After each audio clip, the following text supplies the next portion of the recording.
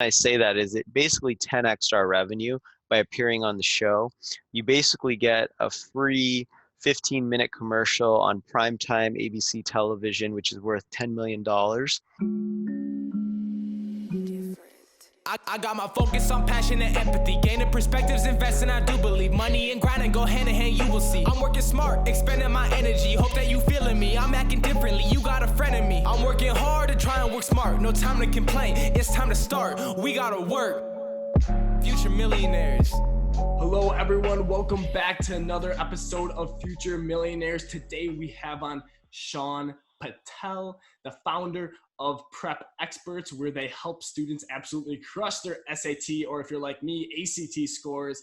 He actually went on Shark Tank and closed a deal with Mark Cuban, and he is also involved in ClearHat marketing, where they sell online courses for the most effective marketing tactics up to date. And on top of that, guys, he met a US president. That's what's up. Shaan, how you doing today?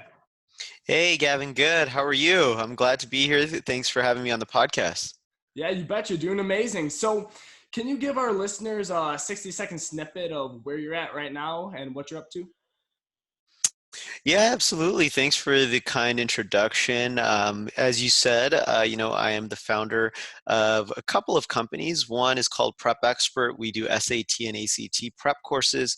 The other is ClearHat Digital Marketing, where we do digital marketing courses. On top of that, I am also a physician, not to add more to my plate. So I'm a physician where I am a resident in dermatology at Temple University Hospital in Philadelphia. That's where I'm based out of right now. And I think the accomplishment that's probably what I'm most known for, of course, is winning a deal with billionaire Mark Cuban on ABC's Shark Tank. And my episode aired about 3 years ago. So hopefully that gives people a good overview of the many different things I do. Of course, and we'll definitely dive, more in depth on all those throughout the podcast. But can you just give our listeners, kind of a little bit of info about your early upbringing and how you were raised and when entrepreneurship was introduced to you? Yeah, absolutely. I have a pretty interesting upbringing. It wasn't sort of in the suburbs or a typical upbringing that most people have. I actually grew up in the city of Las Vegas, and when people hear that, they already think that's strange. Like I've never met someone from Vegas, I grew up even in a little bit stranger way in that I grew up in a motel. So what I mean by that is I grew up in my parents owned a budget motel in Vegas, and that's where I was born and raised and grew up. And so, in a way, entrepreneurship was actually introduced to me basically when I was born, because I grew up there from when I was very little all the way through high school. And my parents would run this motel in a business, and that was part of my day to day, was helping customers rent motel rooms. And so that was a very early upbringing.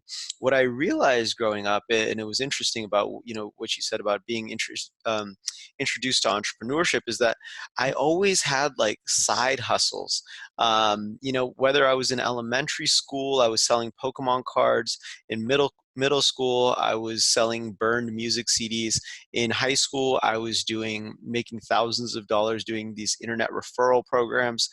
In college, I sold used iPhones. And then finally in med school, my real business, Prep Expert, the SAT and ACT courses kind of took off. And so I think I was always in entrepreneurship at heart, but I was also always in school. So I always had these sort of like side hustles going on. Yeah, totally. So can you tell the viewers, in your own world explanation and kind of about the upbringing of, your companies? Yeah, absolutely. So, my company Prep Expert, it really came out of rejection. And what I mean by that is, I never actually wanted to start an SAT or ACT prep course company. That was not the original goal. The original goal was, in high school, when I was in Vegas, I was able to raise my SAT score from average to perfect. And so, that was huge. I raised my score 640 points. I was able to get a perfect score on the SAT, which was, something really rare. Only 0.02% of all students achieve it. It opened up all kinds of opportunities and doors for me, meaning I was able to get $250,000 in college scholarships. I got into these amazing universities. I even got to meet the President of the United States, who at the time was George Bush, like you mentioned. And, in college, I was like, all of these amazing opportunities opened up to me because of my test score. So I Mhm. want to help other people change their score so they can change their lives the way that I did.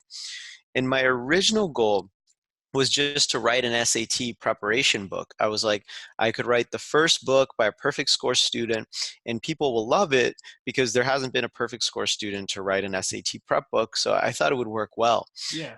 But when I pitched it to 100 literary agents and publishers, my book proposal, I got rejected over 100 times. I mean, they said the SAT prep market is too competitive.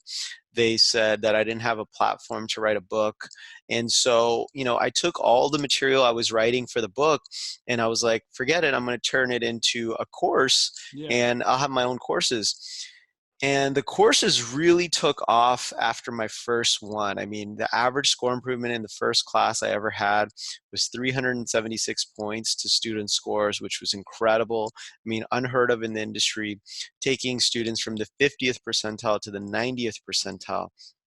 And that really had parents knocking down the door for more courses. And that's kind of how that original company started to take off, because I started hiring more instructors, etc. Mhm. Um, my second company, ClearHat, the way that that was started was, we started doing all kinds of great digital marketing at Prep Expert, whether it was through Facebook ads, automated webinars, through PR and media, like getting on Shark Tank, and Yeah. just really 10xing the business through our digital marketing efforts. And I realized that working with all these different agencies that we had over the years never really got us a good return on investment.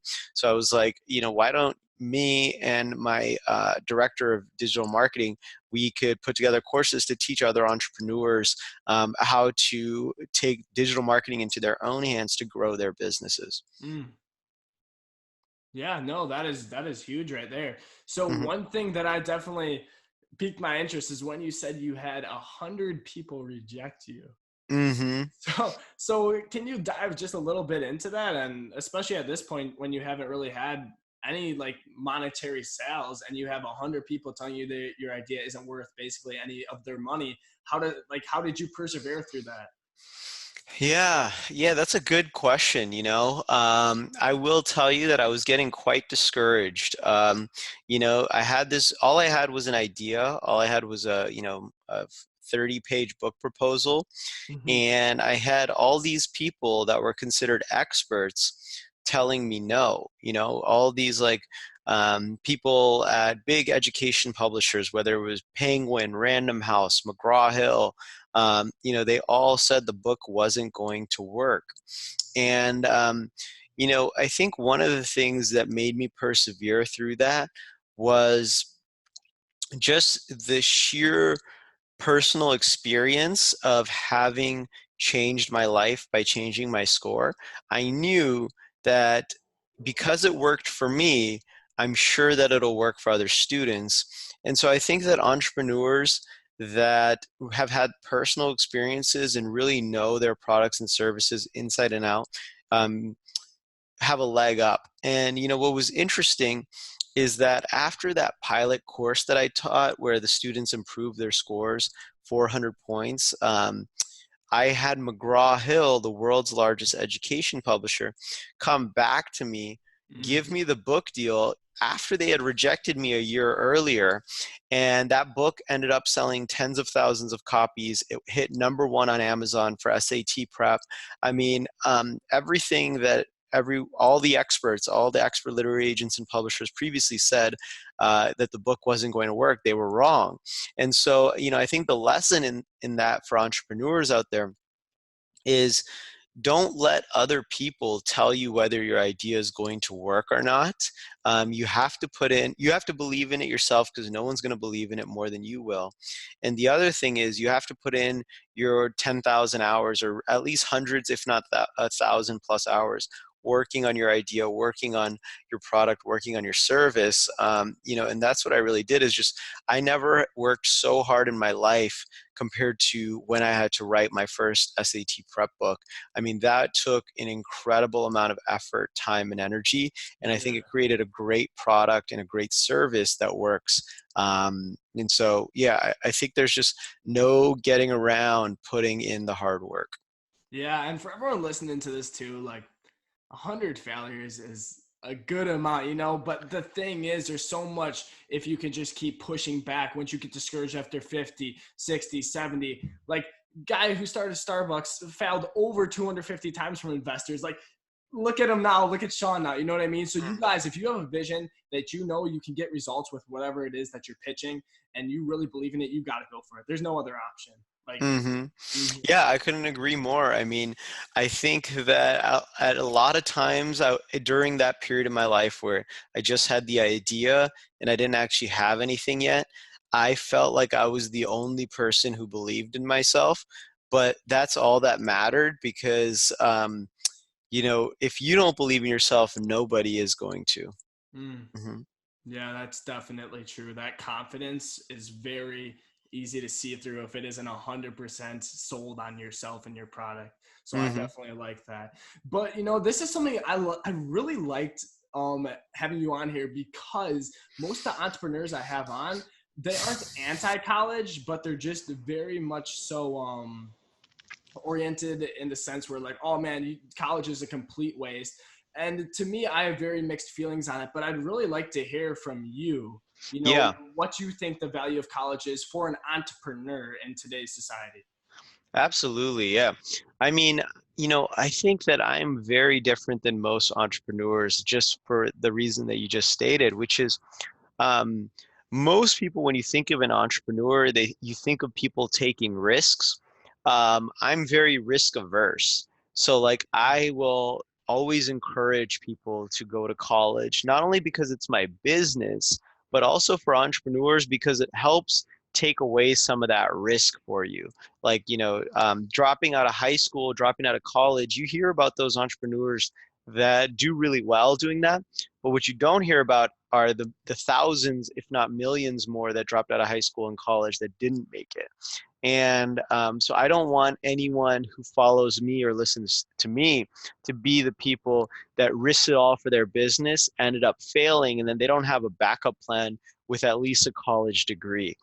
So I think in a lot of ways, you can take away the risk of your business by making sure that you have a college education. Um, because the workforce is so competitive. Now, I do have some advice on that, which is try to make college as cheap as possible. Because I don't want people going into huge amounts of debt going to college. For me, I could have gone to the Ivy League, I could have gone to some better schools, but I chose the University of Southern California because they gave me a full tuition scholarship. I didn't have to pay a dime for tuition, food, books, housing. Went to college for completely free. Now, not everyone can have that option, but you can have the option to either go to a state school, community college, win some scholarships by prepping for these exams if you're in high school, qualifying for financial aid. Try to make it so that it's not something that you're paying off loans for the rest of your life. I don't encourage you to go $200,000 in debt or anything like that. I used to think that doing well on the SAT and ACT, I used to be like, try to go to the best college you can. Now I'm like, try to go to the college that's the most affordable, because at the end of the day, these educations are now becoming more and more similar. A lot of times MIT, all of their classes are found online. So if you want, you can go and get their classes. But it's important, I think, still to have a college degree. One, because it helps de-risk as an entrepreneur if you fail, which oftentimes entrepreneurs fail. I've had failed ideas, failed businesses in the past, and I'm sure every entrepreneur that's ever been successful has as well. And then the second part of that is education, for me at least. If you do any kind of business education. So I did my MBA as well. Hmm. I think that's super helpful as an entrepreneur to be able to understand accounting, finance, operations. The most important class I took during business school was the management of software development, which taught me about agile and lean project management. And I implemented that in my company. And that's probably generated over 7 figures in revenue because I was able to implement that kind of management structure and productivity at the company. And so there's a lot of things you can learn through formal education if you have a business. And I thought it was really cool actually. In business school, I was like the only student in my class who had a business, who like going and running. So I was Yeah. able to implement a lot of what we were learning in the classroom directly into the business, whereas other people were just learning about it in theory, Yeah. and so it wasn't necessarily as relevant or applicable for them. Hmm. Yeah, no, that is actually really helpful even for me because I'm an incoming freshman in college, and I know a lot of our listener base is younger, high school, college age people here who clearly are interested in business. So just to hear that there is value in that is definitely interesting because to me it's like that accounting like you said, and then the more so the different things that you can learn them off the streets, but you kind of have to bring in people. It's a little harder. So it definitely is interesting to hear that value, and that's something that I'll have to consider going on in my own journey. I'm sure many other people will as well. But I noticed that you mentioned that you had some businesses that didn't turn out too hot. So I know entrepreneurship, there's lots of shiny lights, great stories, but can you get into a little bit about the dirt and those that you thought were going to do great and just ended up fizzling out? Yeah, absolutely. One one was kind of a in retrospect, I think it was a silly idea, but I thought it would work. I mean, it was an idea that me and actually my roommate at business school had come up with, which was kind of like a combination of Instagram and Venmo, which meant that like instead of liking a picture, you could go on. It was a social media platform, and we actually built it. We had a prototype that worked, but like you could post a picture, and you could double tap the picture, and instead of giving it a like, it gives it like 1 cent. And so what the idea was, people that post really great content could earn more money.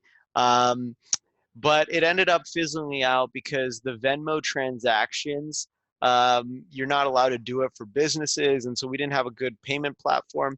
And then it was hard to incentivize people to actually give money necessarily for no reason, kind of. And so we thought it would be like this constant flow of cash, like you give some, you get some for your pictures, and obviously the people that post better content would get more money. But it was interesting. I mean, it was kind of like when social media platforms, everyone was trying to start one and make it really hot, etc. So, I mean, I think I learned a lot from it, and that was important. I learned a lot about developing an app. I learned a lot about software management, going through the process of app development, working with designers and developers and apps.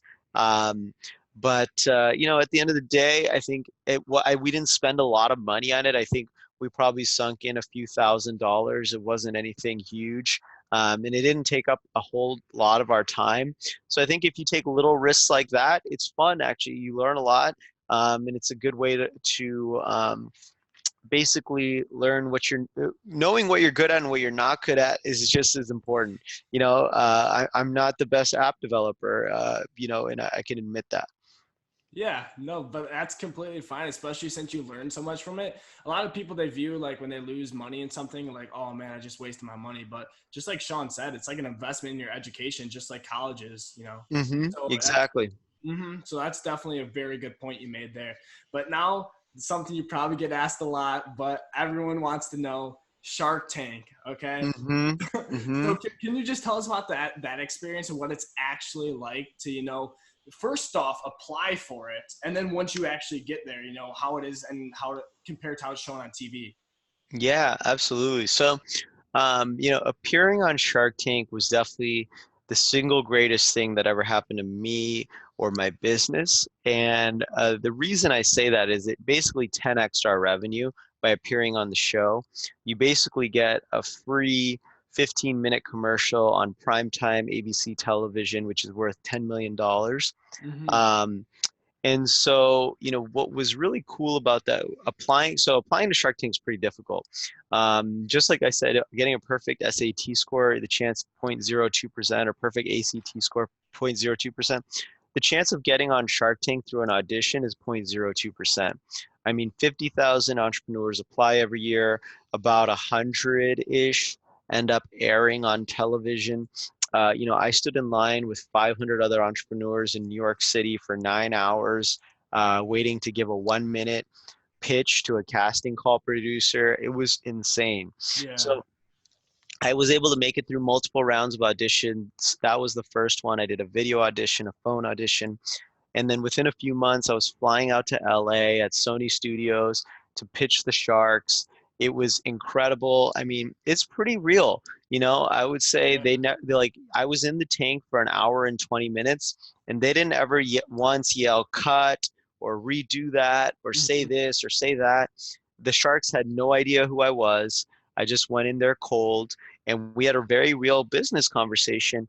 And they cut out a lot of the more technical questions and business side of questions for television, because it is an entertainment show. So Yeah. they sort of cut together the 15 minutes that are most dramatic and that work best for television. But it was an amazing experience. I think that if any entrepreneur has the chance to go on Shark Tank, I think it can totally transform their business as it did for mine. Yeah, definitely. And you know what? I just had a quick idea when you were talking there. I think, they might be leaving some money out on the table if they had a monthly subscription online to see the whole full like episodes full length, because I feel like a lot of actual entrepreneurs would want to, study the pitches, everything, and see all those nitty gritty that, were kind of cut out. So, That's a good question. Yeah, I would love to actually see my full hour and 20. I've never seen it. That would be, I have, because when I was in there, I was just like so in the zone, oh and yeah. everything was like I cut out that like I almost like blacked out a lot of like what was Yeah. said and what wasn't said because I was just so in the moment, that I would love to rewatch that and relive it. Yeah, I wonder if we could get cuts of that. Yeah, I'm not sure who to reach out to for that. I mean, I guess Yeah. you could tell Mark, but Yeah. Yeah, I could ask Mark or ask one of the Shark Tank producers, that's for sure. yeah, Yeah. for sure. So, still on that subject, you had 1 minute to make your pitch. Now, you can't, that is insane that they only give you that much to wait 9 hours in line. So, how did you stand out? How did you convince them within 1 minute that you were deserving of standing in front of those sharks? Yeah, you know what? I had an interesting pitch. Like I practiced that 1 minute pitch for like 10 hours. I mean, it was like line by line. I had 10 lines, I think it was. I don't remember it off the top of my head, but back then, I mean, I could say it like at a whim. Yeah, And I remember I put stuff in there about all the media I had gotten. Like I had written an article in the New York Times. I'd been in Business Insider. I talked about how we had done $1 million in sales. I talked about all these like big, amazing things about the business. But what was really interesting is that the casting call producer, his face was totally stone cold during my pitch. I mean, he was not impressed at all. And then at the end of my pitch, I pull out my book from behind me that I'd written, my SAT prep yeah. book, and his eyes totally light up. Like he's so impressed that I'm a published author, that my face is on the cover of this book. And then he starts asking me all these questions. He's like, "Oh, I have a nephew. Can I have this book?" And I give him the book. And like he's like totally starstruck, not starstruck, but like he's like really impressed that I'm a published author from McGraw-Hill. And so what's really, really funny to me is that the original thing that I wanted, which was publishing a book, ended up basically getting me on Shark Tank. I think if I didn't have that book at that time, I probably would not have been on Shark Tank. That is crazy. Yeah, right. I mean, the lesson for entrepreneurs out there is writing a book in your industry whether it makes you a lot of royalties or not, it gives you a lot of credibility. And so, it's something that every entrepreneur should consider for their particular industry, because it just adds an incredible amount of authority and respect in your industry. Yeah, and I even think the same thing applies today when you're talking about personal branding and Mhm. whatever it is that you are. The more you grow that, just kind of like you grow a book, it adds credibility. Especially, like Instagram today is basically kind of like a business card in the sense, you know what I mean? Mhm. Mhm. Start checking that out, in the next 24 hours. So just to, make that look credible, like, of course, don't lie, be yourself, be you, but, show what you have to offer, your benefits, and a lot of times authenticity comes through. So you talk about your failures, whatever it is.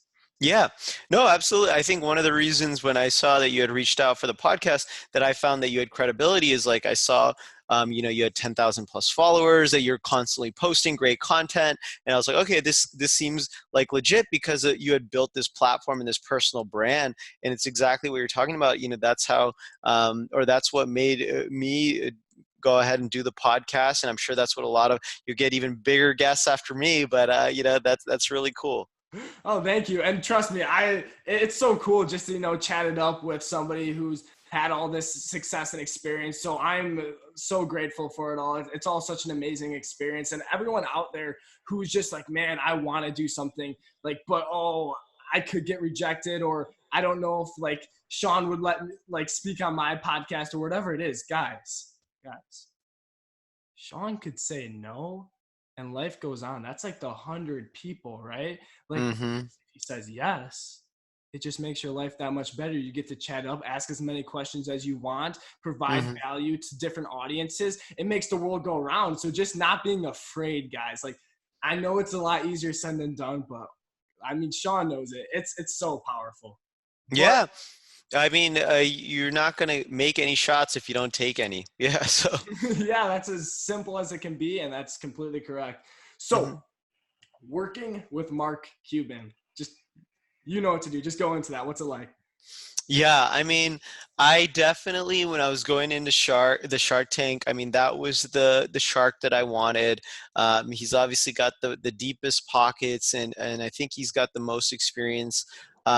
It's the best. So, I mean, working with Mark Cuban's really cool because, one, you get direct access to Mark Cuban. So I could email him or message him at any time. And I get a response usually within 5 to 10 minutes. I mean, he's constantly replying to emails. Amazing. Yeah, it's really cool. Obviously, I don't abuse that privilege, but it's cool that you get direct access to Mark Cuban. On top of the access to Mark Cuban, you get access to the Mark Cuban company's team. So I've worked with everyone at the Mark Cuban companies, whether it's his marketing team, his business development team, his website team, his lawyers, his accounting. I mean, they've all been free resources for us and set up great partnerships as well. Working with Mark is awesome because he's a great business advisor. He's a great marketer. I mean, he's got 8 million followers on Twitter, and he'll tweet, something we're trying to promote out to do that. He's a great negotiator. He doubled our licensing fee, on one of our courses that we license out to a third party vendor. And, that generated 6 figures in revenue just off that. Dang. It was pretty cool. And then he's just a great person. I mean, me and Mark, we co-authored a book together on kids entrepreneurship.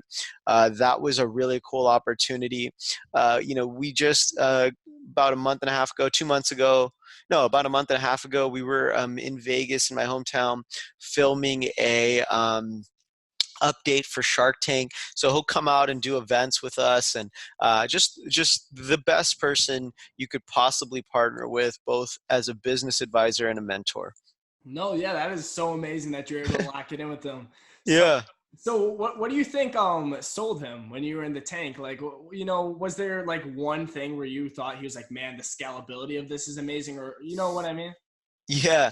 Um, it was interesting is when I walked in the tank and I was giving my pitch and sort of telling the first 5 minutes of, sort of going into my business is Mark actually, I didn't think he liked me or my business at all. He rolled his eyes and kind of was like, come on, man, like, what is this? Like, he didn't think I was the real deal. Uh-huh. Um, but, like I said, I was in the tank for hour 20, hour and a half. So I think as I told more about my background, my family's background, my work ethic, he eventually, I think, was won over because I remember this moment when every shark was out and they had all said, I'm out, I'm out, I'm out, I'm out, Mhm. except for Mark Cuban.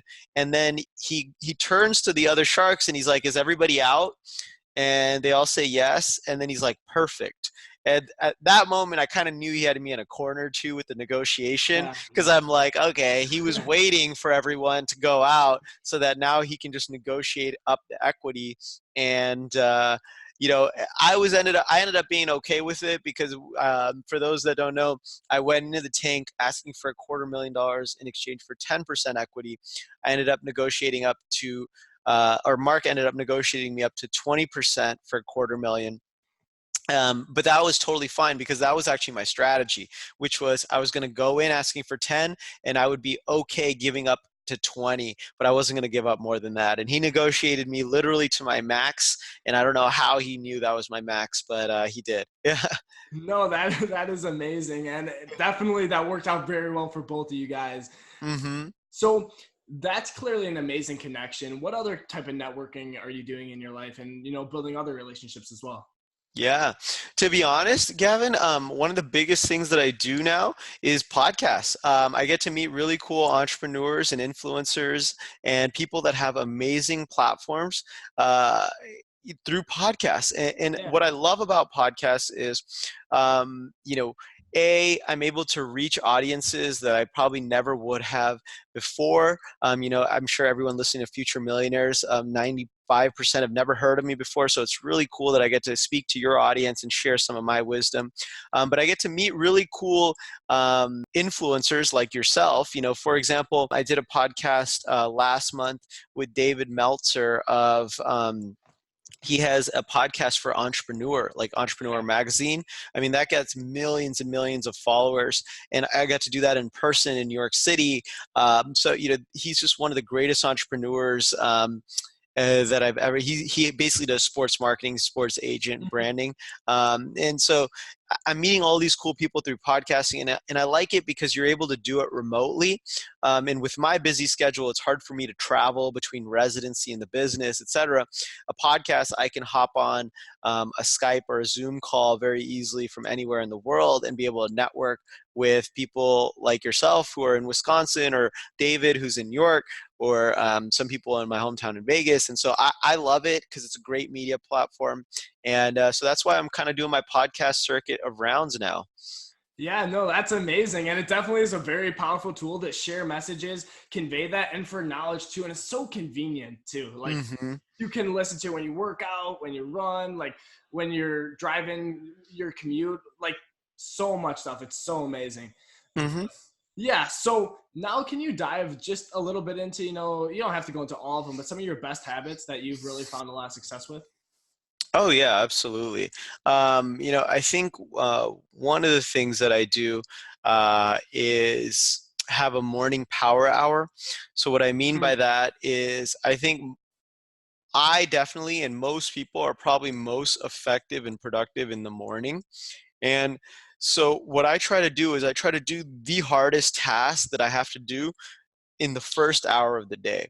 So what I mean by that is there's probably some task on your list of to-dos that you just really don't want to do, or that takes a lot of work, time, effort, energy, thinking power. For me, for example, it would be like writing SAT prep book material. Like that's really difficult, staring at a blank page and writing that. But if I spend my first hour of every day doing that, I can create great content and it's just amazing.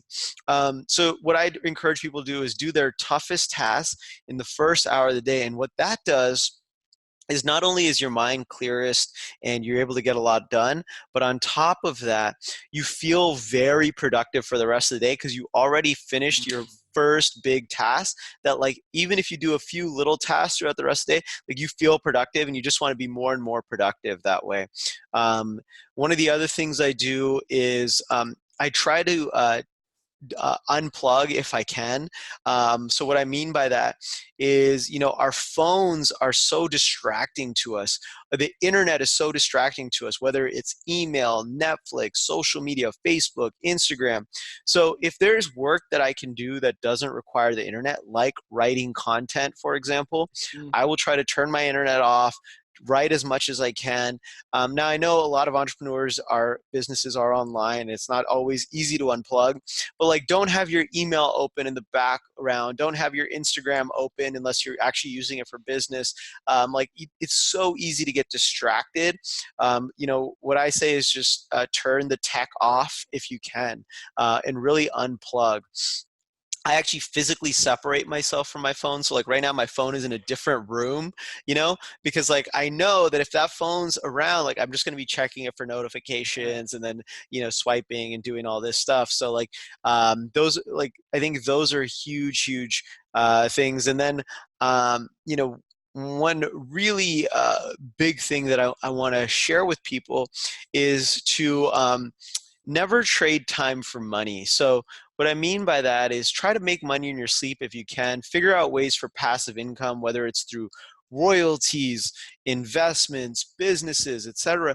Try to figure out ways to monetize and create money so that you don't have to work a normal like a normal person would for a salary, etc. Like eventually you try to create enough income through side hustles, businesses, royalties, do whatever you can on Instagram, YouTube to generate that income so that you never trade time for money.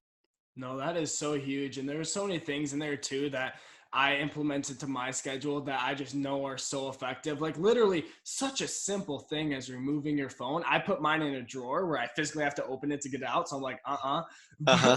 but that literally makes me so much more productive. So Mm-hmm. I love that you shared that because a lot of people, if they implement that, they're definitely going to see those results right there.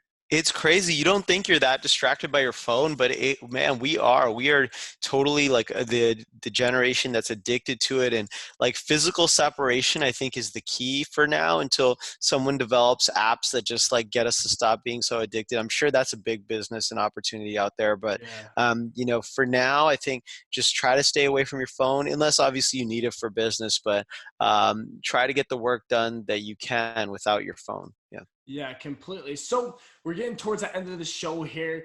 And I just got a question I like to ask all my guests. So I got two of them here. So the first one is, what is some advice that you hear often, but you personally think is not good advice?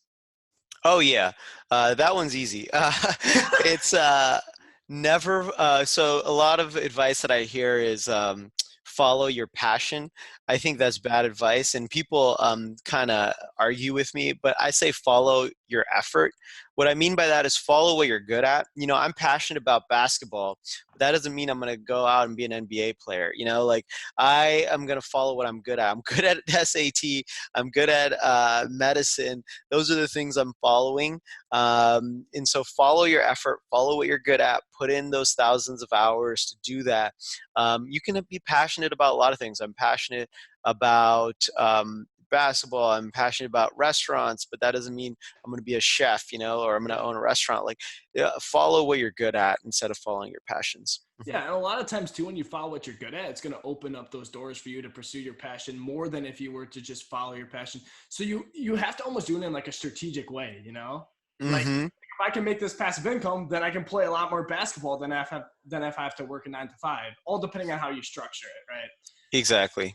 Yeah. Now our last question here. So even with everything you've accomplished, there are always things that you can improve on as an entrepreneur and a person. So what is the biggest change that you are looking to make in your life today, either in your business or just in your personal life?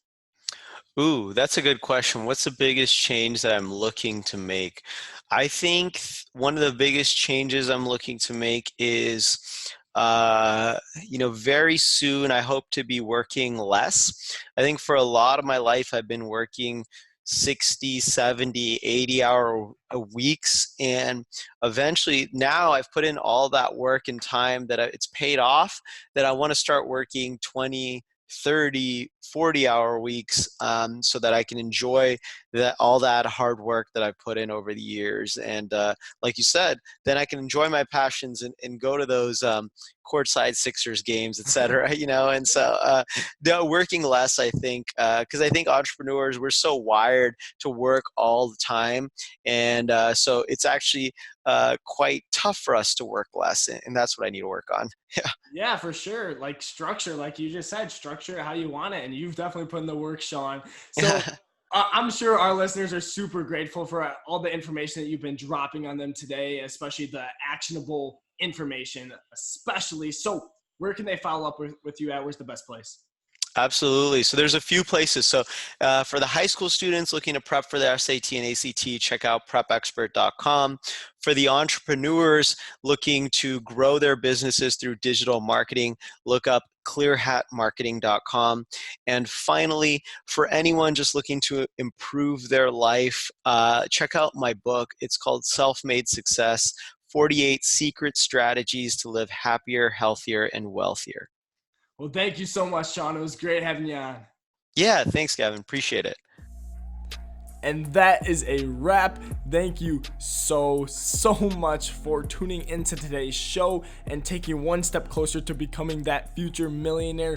All I'm asking from you guys is that you please take the short amount of time to review this episode.